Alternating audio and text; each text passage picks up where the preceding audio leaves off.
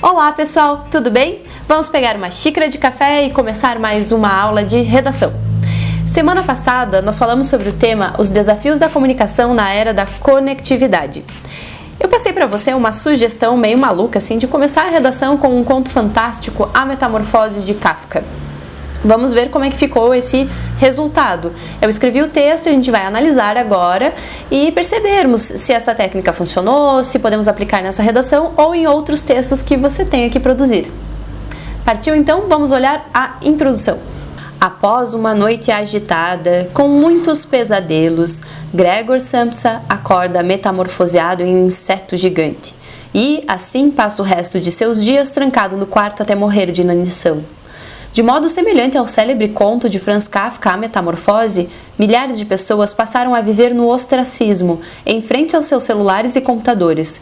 Desse modo, um dos maiores desafios da comunicação na era da conectividade é manter o convívio genuíno entre as pessoas no plano real. Perceba o seguinte, você vai criar uma certa expectativa no leitor avaliador quando você fizer da seguinte forma. No primeiro período, você resume o conto, mas não apresenta nem o autor e não apresenta o título da obra, porque o leitor avaliador vai estar se perguntando: o que está acontecendo? Esse vestibulando está narrando? Ele fugiu do assunto? O que ocorre aí? Quando você faz a ponte entre a contextualização e a apresentação do tema, vai parecer bastante criativo quando você usar, por exemplo, a expressão de modo semelhante ao célebre conto de Franz Kafka, A Metamorfose. Célebre significa conhecido, e aí o avaliador já vai começando a entrar nessa analogia, nessa relação. E quando você fala que milhares de pessoas passaram a viver no ostracismo, fica bem bacana também utilizar esse termo, ostracismo, que eu expliquei na aula passada, e a ideia de que ficam isolados na frente dos celulares e computadores, isolados no plano real. E percebam também que o tema foi apresentado claramente. Olha lá o tema, Desafios da comunicação na era da conectividade. É fundamental apresentar com muita clareza o tema. Caso contrário, você pode fazer a melhor contextualização do mundo, a mais criativa, a mais interessante, a mais persuasiva. Se não apresentou o tema claramente na introdução, é uma introdução que não funciona, que não fez o seu papel, não realizou o seu papel de apresentar o tema. E além de apresentar, é necessário se posicionar. Então, perceba que ali no final nós temos a tese. O maior desafio, então, é manter o convívio genuíno entre as pessoas no plano real. Lembrando que genuíno é algo verdadeiro. Como que ficou, então, a sequência dessa redação? Vamos olhar o D1, parágrafo de desenvolvimento 1, separado em 4 períodos. O primeiro período. Nessa perspectiva, Pierre Levy, na obra Cybercultura, afirma que os usuários se agregam por afinidades ideológicas no ambiente virtual. Esse é um tópico frasal baseado em intertextualidade filosófica. Pierre Levy, então, é um filósofo, centrado na ideia das afinidades ideológicas dentro do ambiente virtual. Para dar sequência a esse raciocínio, o argumento 1 vai dar exemplos dessa afinidade ideológica no ambiente virtual e a consequência disso. Então, vamos ler o argumento 1. Essa característica de comportamento potencializa fenômenos como intolerância nas redes sociais, o que também é intenso por refletir o contexto atual de polarização política. Por isso, embora tenhamos infinitos recursos destinados à comunicação, o mais desafiante é promover uma interação pacífica. 2 detalhes são bem importantes aqui nesse argumento 1. O vocabulário potencializa fenômenos como. Potencializar significa aumentar. E aqui a consequência dessas bolhas ideológicas que ocorrem no ambiente virtual, que é essa agressividade, essa polarização dentro das comunicações via rede. E com clareza apresentada a ideia de que nós temos aqui um outro desafio. O mais desafiante é promover uma interação pacífica. Como o tema é amplo, você precisa ir recortando o tema ao longo do texto. Argumento 2. Além disso, no plano real, o tempo contínuo de conexão isola as pessoas e dificulta as relações familiares. Entretanto, uma das maiores necessidades emocionais do homem é o contato verdadeiro e profundo com outras pessoas, conforme também explicita João Cabral de Melo Neto nos versos Um galo sozinho não tece manhã. muitos detalhes para prestarmos atenção nesse argumento 2, porque ele é bastante complexo. Então, ele envolve a apresentação desse desafio, que é conseguir equilibrar o tempo de conexão nas tecnologias de informação e o tempo fora desses recursos destinado à relação entre as pessoas, a relação interpessoal no plano real, né, essa dificuldade das pessoas conseguirem manter um equilíbrio. E isso é exemplificado por uma citação direta. Um galo sozinho não tece manhã, ali entre aspas. Lembra que é muito importante quando você usa intertextualidade através de uma citação direta que você introduza esse texto. É o que é feito com a expressão conforme tão bem explicita João Cabral de Melo Neto. É uma forma de introduzir a citação dentro do seu texto. E nessa introdução de citações, sempre tem um verbo que vai demonstrar o que o autor faz com o seu texto. Aqui eu usei o verbo explicita. Você deve ter uns 6, 7 verbos desses memorizado, porque para cada intertextualidade que você for utilizar, vai ser um verbo diferente. Pode ser explicita, postula, ilustra, demonstra, disserta, reflete, enfim. Quanto mais específica for a introdução da citação com o que o autor fez no seu texto e como isso se relaciona com o seu discurso, melhor vai funcionar essa intertextualidade. Agora caminhando então para a conclusão do parágrafo. Portanto, os pais devem limitar o tempo de uso da tecnologia para os filhos e observar a sua própria conduta, a fim de manter a coesão da família. Aqui na conclusão do parágrafo nós temos uma ação com um agente que seria os pais seriam esse agente, e na parte do vocabulário também fica legal a aplicação da palavra coesão da família, que seria a unidade, manter a união da família. E veja que os pais eles não devem limitar o uso apenas dos filhos, mas eles devem limitar o uso deles próprios, porque é bem comum na contemporaneidade o problema de que até mesmo pais e mães não dão atenção aos filhos por estarem viciados em tecnologia. D2, parágrafo de desenvolvimento 2, tópico frasal. Ademais, segundo Leandro Carnal, na era pré-web, o tempo e o espaço eram fundidos, mas hoje nunca estamos realmente presentes. Neste tópico frasal, então, nós temos aquela ideia que eu te expliquei na semana passada, de que com a utilização da internet, apesar de nós estarmos presencialmente em algum lugar, a nossa mente está sempre fugindo através do celular. E como eu coloco aqui uma reflexão que é mais abstrata no tópico frasal, na sequência no argumento 1 fica legal trazer concretude para a redação, mostrando alguns exemplos concretos e reais de como isso se dá nos dias de hoje. Então vamos olhar aqui o argumento 1. Para constatar essa observação do historiador, basta observar que, em qualquer jantar, reunião familiar ou até mesmo em evento profissional, todos os participantes mantêm os celulares à mão e os verificam sem cessar. Todavia, devemos ter em mente que a internet é um recurso neutro. Nós é que devemos ter critérios de conduta e discernirmos os momentos adequados de uso. Perceba que há sempre uma progressão textual. Um argumento deve estar conectado com o argumento anterior, com o período anterior, e assim você vai construindo esse tecido argumentativo. Eu comecei com uma abstração sobre como nós não estamos presentes no momento por estarmos usando celulares, e na sequência exemplifiquei isso. E agora, o que vai acontecer no argumento 2? Acresce que. Quando eu utilizo essa expressão, acresce que, é claro que eu estou somando uma nova ideia, que vai dar mais progressão textual ao texto. Acresce que o descontrole em relação à tecnologia é tamanho que a nomofobia, medo de ficar sem o celular, associado ao uso compulsivo, já é uma doença reconhecida pela OMS, Organização Mundial de Saúde, o que já expõe outro grande desafio atual, manter o equilíbrio na utilização das tecnologias comunicacionais e fazer o uso mais eficiente delas. Viu só? Foi um crescente. Comecei com uma ideia abstrata, essa ideia abstrata foi representada com exemplos e uma exacerbação, um aumento dessa realidade vem com a doença nomofobia. E agora a conclusão do parágrafo. Logo é perceptível que estamos ainda nos adaptando a essa hiperconectividade e a sociedade ainda precisa desenvolver uma nova educação para tempos de cybercultura. A conclusão do parágrafo com ação, desenvolver uma nova educação em tempos de cybercultura. é uma ação um pouquinho mais abstrata, não bem detalhada, porque na sequência já vem outra ação com detalhamento na conclusão geral do texto. Conclusão 1. Começando com infere-se que. Lembra que essa expressão é excelente para começar conclusões de textos dissertativos, significa conclui-se.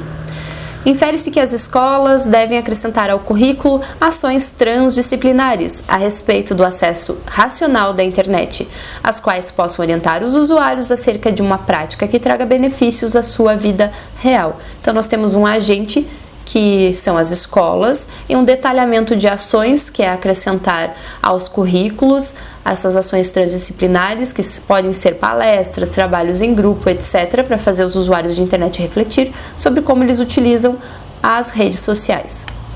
Segundo período da conclusão. Ademais, cabe ao Ministério da Saúde alertar sobre as consequências do vício em tecnologias da informação para dirimir os impactos negativos da nomofobia na saúde das pessoas. Através dessas intervenções, evitar-se-á a inanição social, análoga ao retratado no conto de Kafka, e resgatar-se-á o convívio e a comunicação verdadeiros. Lembra que eu falei que era legal retomar a contextualização? Então, aqui você tem um exemplo de como fazer a introdução com uma narrativa literária, com a resenha de uma narrativa literária, e retomar isso lá na conclusão do texto, fechando um ciclo e deixando bastante interessante a apresentação e a finalização do seu texto. Espero que vocês tenham gostado e vamos dar continuidade com o tema da semana. A essa altura da aula, você já deve estar pensando, qual será o tema da redação da semana? Já vem essa professora complicar minha vida, né? Só tema difícil. Negacionismo científico, problemas e prioridades para 2018, tudo muito complicado. Calma, o tema da semana é bem simples, bem tranquilo. É um problema muito concreto. Nessa semana você vai escrever sobre o desafio de promover saneamento básico universal no Brasil. Mas como assim universal, Brasil? Quando eu falo universal, quer dizer para todos. E infelizmente no Brasil, o saneamento básico não é uma realidade para 100% da população. Bem longe disso. Segundo a revista Atualidades, a cada 10 municípios, 8 não têm tratamento do esgoto. E além disso, também é importante para a gente produzir essa dissertação ter um entendimento bem claro do conceito de saneamento básico, porque a primeira coisa que vem à nossa cabeça quando nós falamos em saneamento básico é tratamento do esgoto, mas vai muito além disso. Envolve o tratamento da água para a utilização humana, o tratamento da água pós-utilização, que é o manejo do esgoto, e além disso, o manejo de resíduos, o lixo que produz o chorume, que produz o gás metano. Esse manejo adequado do lixo também é uma ação que faz parte de saneamento básico. Então, como que eu posso me organizar para produzir esse texto? Vamos às sugestões por tópicos. Na introdução, você pode começar da seguinte forma. Você lembra lá das aulas de literatura? Provavelmente no terceiro ano do ensino médio ou no segundo ano do ensino médio, você deve ter lido uma obra chamada O Cortiço, de Aloysio de Azevedo. Esse autor é um autor naturalista e, como esses autores faziam, ele analisou a influência do meio no comportamento das pessoas, na personalidade das pessoas. Na obra O Cortiço, nós temos a descrição de um aglomerado de casinhas construídas por João Romão, que se preocupa muito mais com o lucro que ele vai adquirir alugando essas moradias do que com o bem-estar dos moradores. Então, com certeza, é uma área que não tem saneamento básico. As descrições de odores, das pessoas lavando roupa e utilizando a mesma água para cozinhar, para dar banho nas crianças, são bem recorrentes na obra. Então, você pode utilizar a resenha desse livro para relacionar com o tema de que desde o surgimento dos aglomerados subnormais, dessas construções que foram realizadas no processo de explosão urbana sem o devido planejamento, vem até hoje com o problema da falta de saneamento básico. Então a gente vai relacionar uma coisa com a outra. Após a contextualização, é bem importante apresentar com objetividade o tema, o desafio de promover o saneamento básico universal no Brasil, E como o tema é bem objetivo, um problema bastante concreto, a tese pode ser uma tese com chamada de intervenções. É aquele tipo de tese que você fala em ações afirmativas ou intervenções para resolver o problema, como por exemplo, é crucial desenvolvermos ações afirmativas para extinguirmos esse problema, porque a tua opinião então é de que nós temos um problema. Como vamos fazer para resolvê-lo? O indicativo de que você vai buscar essas ações ao longo da dissertação já corresponde à sua tese. Quando os problemas que dão origem aos temas de redação são concretos, são objetivos, um raciocínio muito comum de se fazer e que ajuda bastante a organizar as ideias é focalizar a tua atenção no parágrafo de desenvolvimento 1 nas causas do problema e focar a sua atenção no parágrafo de desenvolvimento 2 nas consequências. Então, para o tópico frasal do D1, te sugiro o seguinte, fazer uma chamada de causas. A chamada de causas é uma frase mais ou menos com essa constituição. É importante, ou é fundamental, é necessário, é crucial observarmos a gênese do déficit de saneamento básico no país. Gênese é a mesma coisa que origem. Quando você fala em gênese, origem, princípio, condicionantes de um determinado problema, você está acionando aí a ideia de causas. E sempre quando você analisa as causas de um problema, você pode olhar o processo histórico, qual é a origem histórica daquela questão. Então, depois do tópico frasal, o argumento 1 pode ser a origem histórica do problema da falta de saneamento básico universal no Brasil. E essa causa está assentada no processo de urbanização sem planejamento. E aí você pode citar vários condicionantes dessa explosão demográfica que ocorreu sem o devido planejamento. Nós temos, por exemplo, lá em 1915, houve uma grande migração. Nordestinos vieram para as grandes cidades como São Paulo porque tiveram uma seca terrível no Nordeste. Além disso, nós temos os reflexos do final da escravidão. Quando a escravidão acabou, os negros não foram direcionados para a educação, o sistema educacional, tampouco para o emprego. Então eles foram criando aquelas comunidades chamadas de quilombola, que até hoje existem e que não têm saneamento básico. Ou então foram se aglomerando nas periferias das cidades, nas conhecidas hoje favelas, que não é o nome correto, né? São assentamentos, construções irregulares ou aglomerados subnormais, tem outros termos mais específicos. Mas as pessoas foram se alocando nessas regiões. Além disso, nós tivemos o processo de industrialização e o êxodo rural, né? E aí tem várias obras que podem ilustrar essa questão. Então você pode apresentar essa causa histórica, mas como a causa histórica do acréscimo da população dos centros urbanos é uma causa bastante conhecida do problema, muitos alunos vão citar essa causa. Para você diferenciar o seu texto, relaciona esse argumento com uma ilustração literária. Uma sugestão que eu te dou é citar a trilogia do Gaúcho a Pé. Para quem não lembra ou para quem não conhece, nós temos um escritor rio-grandense, ele já faleceu, e ele escreveu essa trilogia em que ele conta a história de João Guedes, que é um gaúcho que vive no interior, ele acaba endividado, perde suas terras e é obrigado a vir morar na cidade grande e lá passa a ser marginalizado vivendo nas favelas.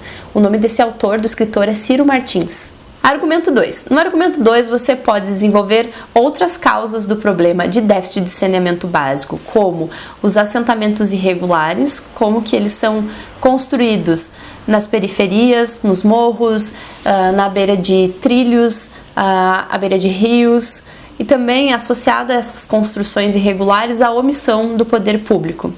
E para concluir esse parágrafo, você pode fazer uma conclusão do tipo ação, sugerindo a intervenção do poder público do Estado, principalmente no financiamento de moradias populares, com programas como Minha Casa e Minha Vida, porque quando você tem uma moradia popular, mas adequada, automaticamente vai se resolvendo o problema da falta de saneamento básico. Bom, se você abordou as causas do problema no D1, agora, no D2, você vai abordar as consequências. Então, o tópico frasal pode ser uma frase que seja a chamada das consequências. Fica algo mais ou menos assim, olha lá. Você vai construir uma frase que vai começar com um elemento de coesão e depois vem na sequência. É necessário analisarmos os impactos gerados pela falta de tratamento adequado do esgoto e do manejo do lixo. Quando você fala em impactos, automaticamente estamos nos relacionando com a ideia de consequências. Então, argumento 1 e argumento 2 desse parágrafo podem ser diferentes consequências do problema. O argumento 1, você pode centrar sua atenção nas consequências para o meio ambiente. Por exemplo, quando você tem o manejo inadequado do lixo, o chorume pode acabar poluindo os lençóis freáticos. Também você pode ter impactos na infraestrutura das cidades, porque o lixo que não tem a destinação adequada pode entupir bueiros e aí gerar todos aqueles problemas com os carros, com os alagamentos que acontece quando é época de enchentes. Nas consequências do argumento 2, você pode centralizar sua atenção nas doenças causadas pela falta de saneamento básico, as parasitoses, as doenças diarreicas que são muito comuns nas cidades em que não há tratamento de água e não tem o tratamento do esgoto. Muitas ações podem ser citadas como conclusão do parágrafo de desenvolvimento 2 e da conclusão geral do texto. Olha os agentes que você pode citar. Ministério da Cidade é uma opção. E aí você pode sugerir como ação o planejamento da despoluição e tratamento adequado dos afluentes domésticos e industriais. Além disso, outro agente que pode ser citado são os municípios. Porque os municípios eles têm a obrigatoriedade de construir planos de tratamento, de manejo do lixo e tratamento da água. Então a tua sugestão pode ser planos municipais coordenados com os planos federais para o tratamento adequado da água e construção de aterros sanitários. Logística reversa também é uma ação muito legal de você colocar, porque o agente deixa de ser o poder público e passa a ser iniciativa privada. Porque logística reversa consiste no fato de que uma empresa que produz um determinado produto que deixa resquícios, como embalagens de agrotóxicos, por exemplo, essa empresa pode se responsabilizar por resgatar essas embalagens ou esses resíduos e dar o tratamento adequado para esse lixo.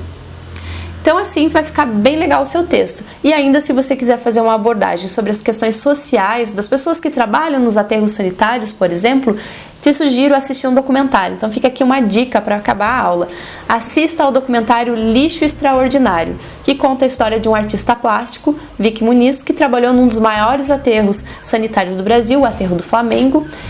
Junto com catadores de lixo, ele construiu obras de arte magníficas, painéis gigantescos, reproduzindo outras obras de arte utilizando o lixo, e os catadores foram os seus protagonistas, os artistas que ele retratou, foram as pessoas que inspiraram essas produções. Assista esse documentário, é bem legal, e se você quiser pode citar na sua redação também. Até a próxima aula, pessoal, muito obrigada!